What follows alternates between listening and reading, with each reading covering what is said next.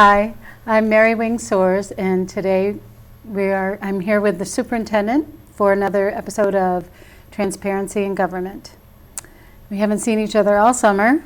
That's true. And lots of changes have happened over the summer, personal and professional here. Correct. Yep. Yes. Yep. I'm just going to once again congratulate you on your wedding. Thank It's you. awesome. Thank you. Yeah. Yeah. Yep. I think it helps people. Men especially live longer when they're married. You know that, right? I know that to be true. Yeah. So that's good because Yeah. we like having you around. Thank you. Yeah. Thank you. So, right away at the very beginning of the school year, before the students came, we had to have a shooter drill. We did. Yes. And I was noticing changes in the legislature, and one of the things that they said was that we had to have this type of drill, and then we have to have 4 more sometime throughout the year. Not shooter drills, but Right. in place or, evacuation or something like that. Right. Right. So I know you mentioned it briefly at the school board meeting. Do you want to tell us how everything went and what the Sure. reaction was from the teachers and Well, staff? what the new requirements ask of us is that we have drills for different types of hazards. I mean, of course, we all grew up with fire drills, and that was always sort of the go-to. And I think what emergency Some operations... of us grew up with air raid. I don't want to go there.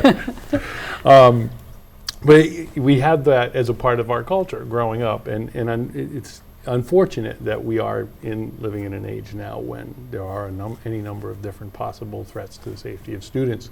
So I think what a lot of emergency operations professionals are looking for are for us to drill for different contingencies. One might be a reverse evacuation, which, as you know, would be one where students might be outside at recess, or they might be outside for a science class, and there may be some sort of a hazard outside that would force them to retreat indoors. So different things like that. What we have found, by and large, is that the staff has been incredibly receptive and supportive of the idea. We don't try, we try not to ask anything of them that would be sort of in any way obtrusive when it came to teaching and learning.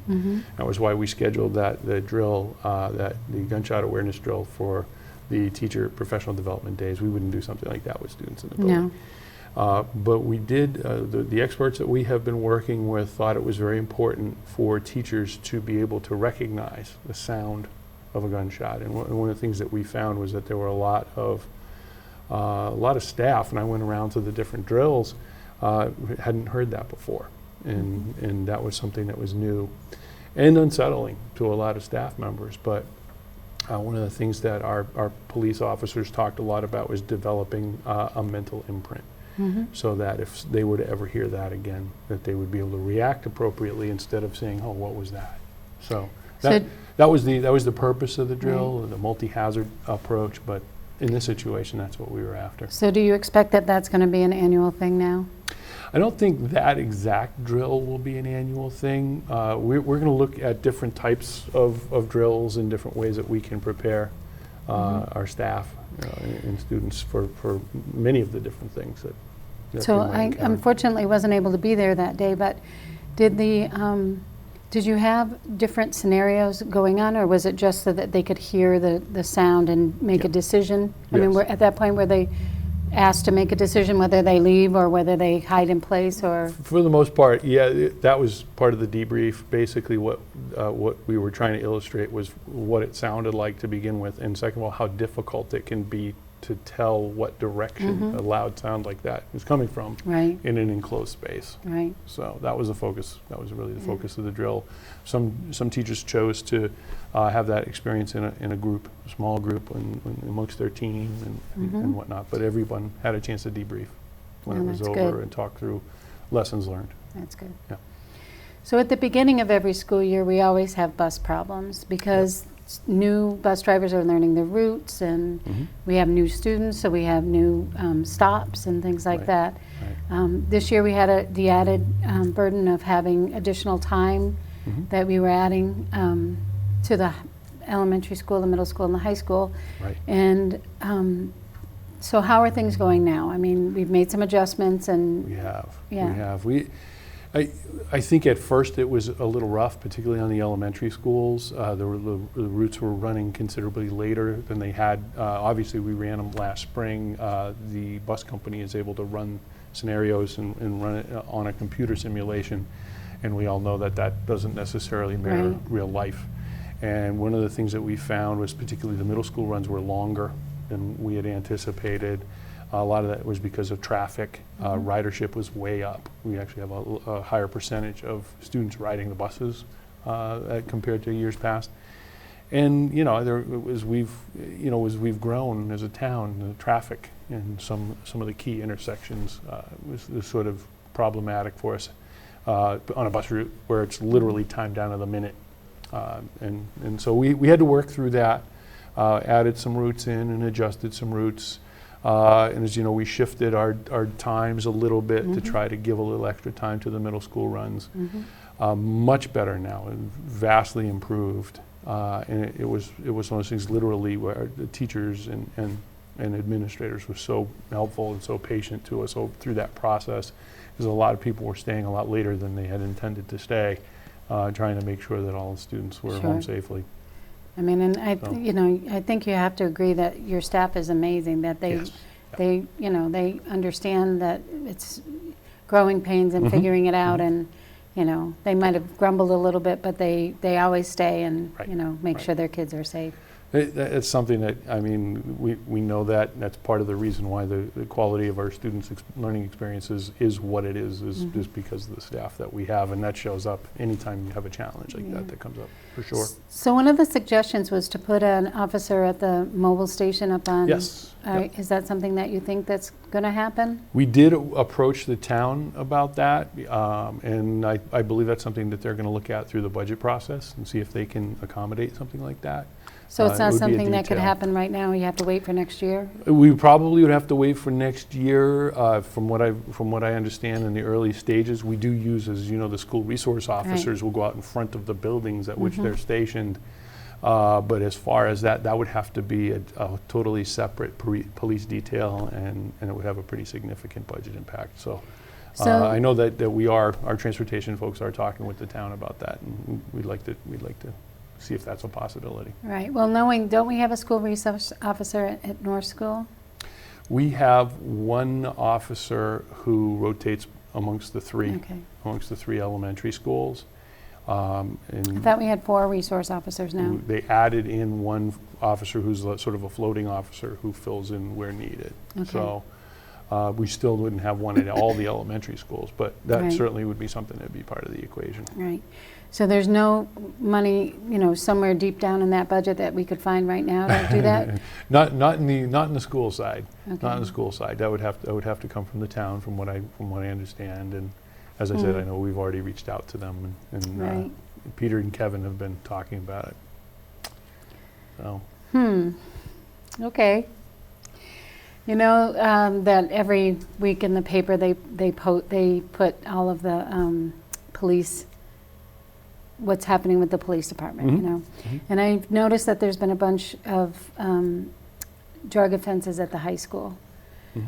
What's happening there? Are we on top of that? Are we working towards helping these kiddos figure out how to avoid those decisions? And Well, it's something I think it's a problem at every high school in the country, and I worry more when I don't see those signs of things in the police report, because it means that people aren't following through on them. We have had a lot of discussions, particularly with the high school administrators and staff, about trying to channel more resources into student support, into sort of a positive approach to the disciplinary process. Obviously, there are consequences for behavior like that. We know that. But I think it has to be more restorative and a little bit more positive as far as offering students who might have a problem be looking for help to be able to give them resources to address that. So that is something we have been talking about, and we're trying to look at.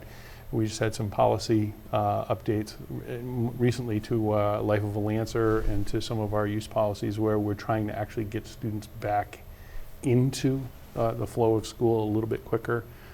And that's something that I know in my experience, I was a former high school educator.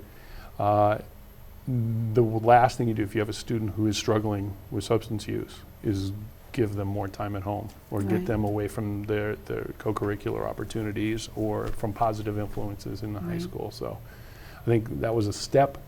I think we have to do a little bit more, though, as far as offering resources or connections to community resources. Right. Do we have the budget to do that, though? We have some budget to do that. The struggle at this point is finding the resources. We had, for a long time, we had the Center for Life Management bringing folks into the middle school and high school to provide that kind of a support. Last spring, they came to us and basically said they're working beyond capacity at this point, and they weren't able to offer that support anymore. So we had to go out and find resources from Manchester and from some other surrounding communities where we can try to refer our students who might be in need of that kind of support. So with the budget, we do have a budget for it. It's a bigger challenge to find community resources and people who have the capacity to work with us. And work So with we our actually had a contract, right, with Center for Life Yes, Management? yep. So we have not found anybody we can contract with yet? Not at this point. Our catchment area is for Manchester Mental Health, and they're working beyond capacity at this point. So what we've tried to do is we've tried to reach out to smaller agencies and other resources while still staying connected with Manchester and where appropriate with CLM if there are roles for them to play. But I think if you look around right now, not just school districts, but towns and communities everywhere are just crying out for help in the substance abuse, substance use area right now. So Yeah. So I know that specifically at the middle school, the guidance counselors are being asked to take on a larger role. And, you know, I know that can be frustrating because they already have Right. you know, a certain set of right. things that they have to complete every single day, and to have to do that as well. Yeah. But, you know, we all try to step up to do what we can do. Goes back to your previous point about our staff, and you know, can't say enough about some of the people who have been willing to do that. There wasn't spare time in anyone's schedule to be able to accommodate these things. What it's forced, I think, a lot of our building folks who work at the building level, just force them to do is almost sort of evaluate the severity of different situations and give their time and their energy to the most challenging situation. So one of the things that the middle school tried to do is the storm time, which is a smaller group, and you know, every single day you have that opportunity to interact with a smaller group and get to know them much better. And you know, they say that relationships are what is going to help these kiddos no matter what. Right. Yeah. That's, I think that's something that I know has been around and been a part of our profession for a long time. I think the ability for students to succeed comes back to them making some kind of a meaningful connection with an adult in the buildings, in their schools. And it doesn't necessarily have to be a classroom teacher. So sometimes it's a coach, or it's a mentor, or it's an administrator. You find if students feel like they're connected to someone in the community that they can go to and say, you know, hey, I'm embarrassed to say this, but I'm really having a hard time in math, or I'm really having a hard time with something else. That's where students can be successful, and I think that's one of the things that we can do in the day-to-day. So we have something that's coming up. Last year when we had the budget, we had a budget and we had another additional budget that we had to vote on. We had the default, but we also had a, you know, like a supplemental budget. I know that there was a lot of terminology that was being thrown around to figure out what that difference was. Because the legislature changed the policy on how we can count our default budget. So things like the buses, things like the school district office. Right. What other things that are contracts that you have that the people don't vote on at town meeting? Right. Those cannot be in the default budget. Any increases over last year that were not voted on as a part of the vote last year. Our proposed budget includes all of those increases. And you mentioned transportation, that's probably the easiest one. We have all kinds of different service agreements, maintenance contracts, something of that nature. Software contracts, subscriptions for software. Anything that represents an increase over the amount that was approved by the voters last year is under the SB2 regulations not allowed to be included in the default budget. So that's why for the first time in a long time, our school board budget was higher than our default budget, because Yes. generally it's either lower or it's within, It's very close. thousands as opposed to hundreds of thousands. Right. Right. And so on the ballot this year, Mhm. we will have the opportunity for the voters to vote on the charter change, which will allow us now to include those things back in our budget, correct? Because we are governed by a charter, we do have the ability to make that decision as a town. Other towns and municipalities that follow Senate Bill 2 or SB2, as they adopt SB2, they adopt whatever regulatory changes come with it. That's where the default budget change came in. We actually are not an SB2 town. Our charter is based on SB2. So what that does is that allows people in Londonderry to make that decision just for Londonderry. And I think that's when the folks who are bringing that forward would like to get an up or down vote on, do we want what used to be in place, which was the former definition of a default budget, or do we want the new definition? So I think that's probably the most straightforward way to put it is, do we want to follow the change in a new definition of a default budget in SB2, or do we want to go back to the way it was 2 years ago and previously? So the difference would be, do we want to trust the school board to make these contracts and to make these decisions for us, knowing that there will be increases over the life of the contract, whatever it happens to be? Or do we want to micromanage and make sure that we vote on absolutely positively everything? So, we have to supply transportation no matter what. Right. And if we have that additional funding and transportation's in there and we don't vote for that, we have to find it in the other part of the budget. So We would still have to provide the Right. transportation. We would just have to find the money for that increase somewhere Right. else in the budget. Yeah, Okay. we'd have to cut something else. All right. The town was very generous this year in giving us money for technology. And I was pleasantly surprised when I got to school, because I had been told there wasn't going to be enough in that for me to get a new computer, new laptop for, to work on. And lo and behold, there they were. So it obviously you were able to spread that money out a lot more Right. than you had thought originally. We did have some opportunities to upgrade a lot of the equipment that we were on the fence about. We never wanted to make any kind of a commitment to do things like that unless we knew 100% that we were able to.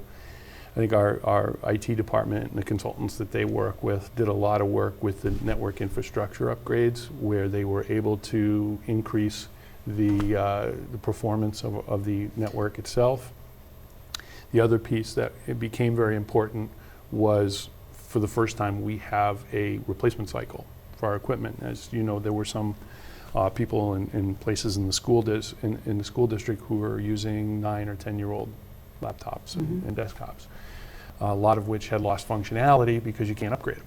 Right. So that was kind of a priority that we set forth in the budget process last year, was establishing that rotational cycle to make sure that people have what they need. Because really, when you're talking about any kind of network-based technology, it's only as strong as its weakest link. So you can upgrade the speed of your network and the capacity of your Wi-Fi network.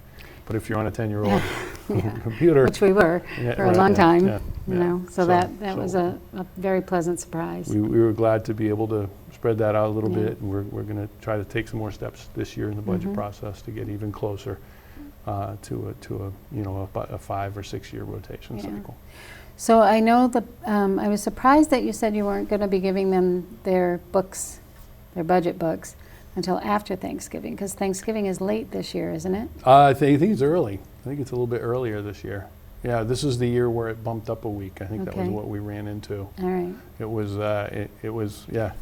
I know that people are disappointed because they won't have their light reading over over Thanksgiving. Over Thanksgiving, I mean, after eating that turkey and falling asleep with that. You know, the budget book is, it's weighty, a lot to it. There is a lot to it, but So, but I think it's going to be a good way to make sure the timing works on the other end. I think it's going to be a way for us to give it a little bit more of a due diligence as far as giving our board members and our budget committee members time to really dig in and understand it, and not just, you know, kind of give it to them before the break and come right back off the break and be able to dive in right away. Right. So, I know that everybody's in the process of coming to you with all of their numbers and right. everything. Every month you do a student enrollment. Has our Yes. enrollment, October is when you have the we number did. that the state looks at, right? October 1 is you know, the way we explain it is it's like our census. That's the time when we turn in our official numbers for the start of the school year. That gives us time to balance in and out. We're pretty close to even. We're down a little bit in a couple of different grade levels. Kindergarten is up significantly over last year, which was an abnormally low year. What we're trying to do now is we're trying to track down some of the trends in the specific areas. We've had a few grade levels that for some reason we had more students moving out than moving in. So we're trying to, what we're working on right now, and as you know, as we're filming this, we have a board meeting tomorrow night. We'll be talking a little bit about some of the specific data points that we found as we dig in on that. And I know you're also going to talk about at that meeting tomorrow night, the public forums you're going to have for kindergarten. Yes. All-day Yep. kindergarten. Yep. Whether or not that's going to be a possibility for, and it wouldn't be next year, it would be the year after, wouldn't it? It would be the probably earliest? a couple of years. Yeah, the issue that we would run into, we would like to have that discussion as a community.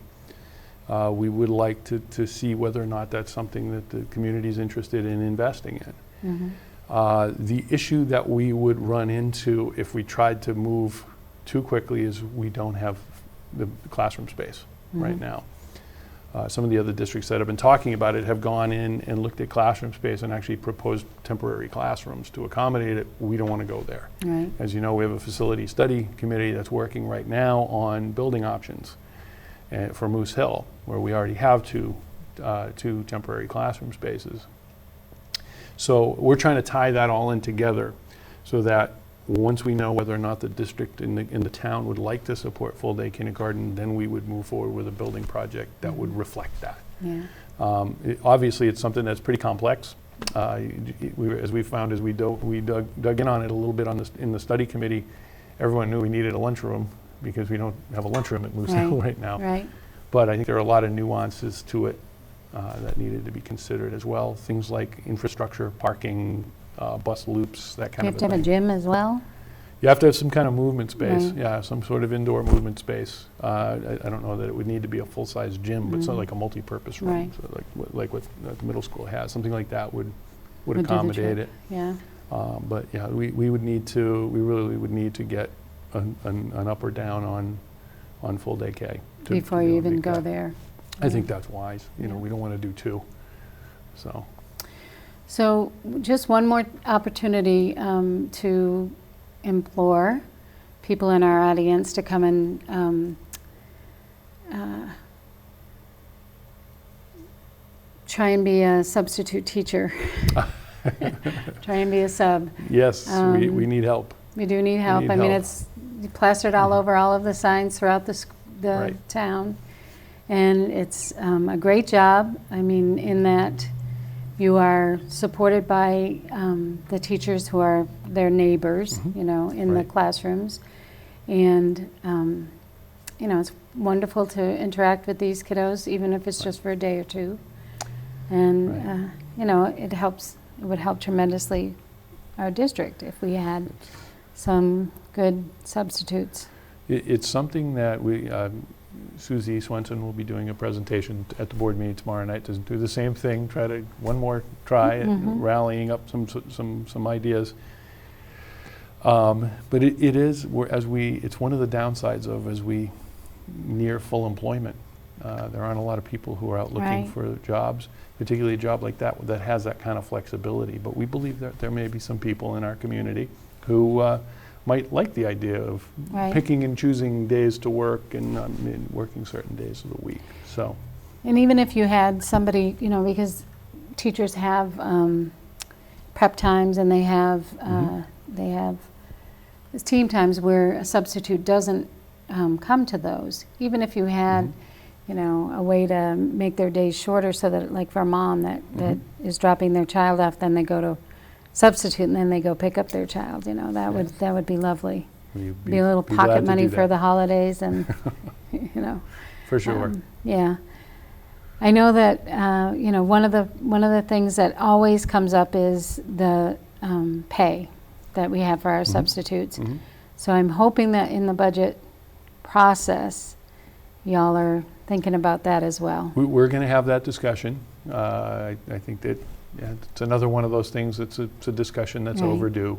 Right. The folks that we have that do come in and substitute, we are one of the lower paying districts around, and a lot of the folks that we have that do come every day come because they're committed to Londonderry and they're committed to our students. Right. And we're grateful for their work, but we don't want to get to a point where we're so far below surrounding towns that we're taking advantage of their graciousness. So Well, and also, many people will go to those other towns from our town. if you get 2 calls, Right. yeah, Yeah. we're probably coming in second. But we, as I said, I think that's worth the discussion. It's worth the time Right. when we get into the budget process.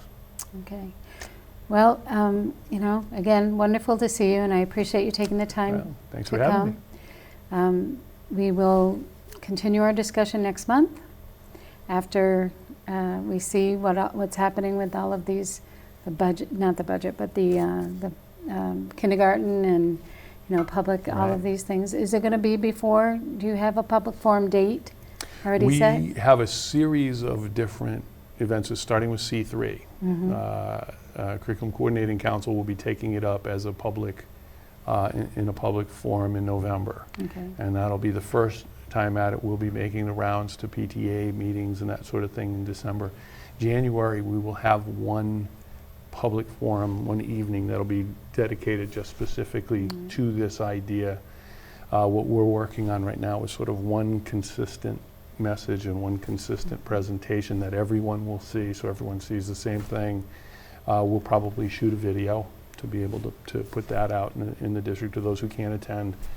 And then what we'll be doing at those forums is we'll be really making our presentation of the factual side and then sitting back and listening. So do you expect a warrant article will be on the ballot this year? That's one of the possibilities. If I you would say, yeah. hear, that this is what people want.